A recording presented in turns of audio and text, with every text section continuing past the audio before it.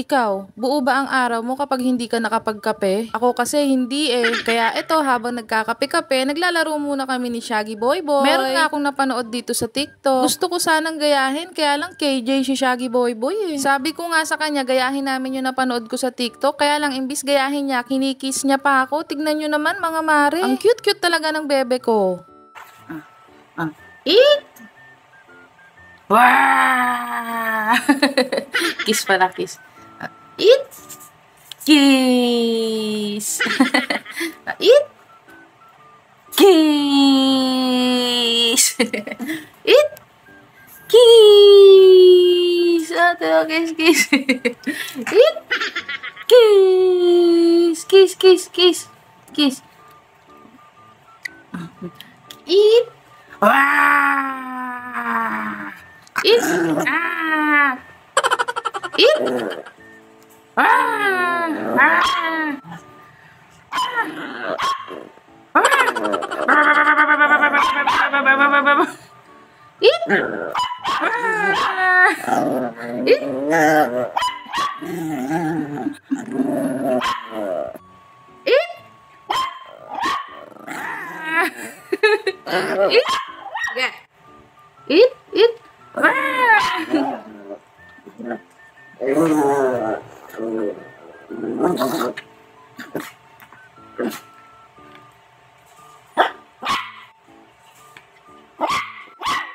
Ganito talaga kami maglaro mga mare, kaya kung may magsasabi dyan na nasasaktan yung bebe ko, nagkakamali ka. Ganito lang talaga kami maglaro ng mga bebe ko, kahit si Mia girl. Siguro naman marami nang nakanood dito nung bidyong sinasabi ko. Ewan ko lang kung anong breed nung asong yun, pero nakakatuwa kasi silang mag-ina. Gusto ko sanang gayahin namin yun ni Shaggy Boy Boy, kaya lang si Shaggy Boy Boy naman ay napaka KJ. Sabi ko magalit din dapat siya, ang ginawa ikinis lang ako ng ikinis. Sa mga nakapanood na ng mga dating video namin ni Shaggy Boy Boy, siguro naman alam nyo na ganito talaga kami maglaro. At saka si Shaggy Boy Boy, hindi yan marunong mangagat. Kung mangangagat man yan sa amin kapag naglalaro kami, hindi niya binabaon. Kasi alam naman niya, nalaro-laro lang namin yun. Simula nga baby pa to sila, ganyan na kami maglaro. Kung nakikita nyo yung hairstyle ko, mga mare, ayan yung hairstyle na ayaw ni Boss Romel. Mukha raw kasi akong Shih Tzu, diba? Kasi yung mga Shih Tzu, ganyan ang hairstyle nila. Meron ba namang Shih Tzu baboy? Eh alam ko, baboy ako, hindi naman ako aso. At habang naglalaro nga kami ni Shaggy Boy Boy, merong mga papansin dito. Nag-aagawan silang uminom. Kapag hindi makainom yung isa, iyak ng iyak, ang ingay-ingay. Eh kung tutuusin, hindi naman yung pag-inom ang kanilang intensyon. Alam nyo ba kung ano talagang ginagawa ng mga yan? Naliligo sila, nagsha-shower sila dyan sa tubig. Hay nako, manang-mana sa kanilang mama. At dahil nga may tira kaming pasta nung isang araw, eto nagluto ulit kami. Para nga dagdagan yun at magluluto kami ng spaghetti pang merienda namin. Eto nga pala yung tira namin nung nakaraang araw, hindi naman to panis mga mari at nasa rep. At syempre ang katuwang ko sa pagluluto, etong aking pamangkin. Bata pa nga lang tong mga to, mga mare, hinahasa ko na to sa kusina. Kaya naman kahit anong ipaluto mo dito sa kanila, alam na alam nila kung paano lulutuin. At hindi ko na nga kayo naisama sa merienda mga mare. Sa mga oras na to, nanonood na kami ng Batang Quiapo sa YouTube. Wala nga kaming antena mga mare, kaya sa YouTube kami nanonood. Mga bandang mag-aalas 12 na dito ng gabi mga mare. Syempre, hindi pwede mawala itong midnight snack namin ni Boss Romel. At araw-araw nga yan mga mare sa tuwing nanonood kami. O siya, ayun lang.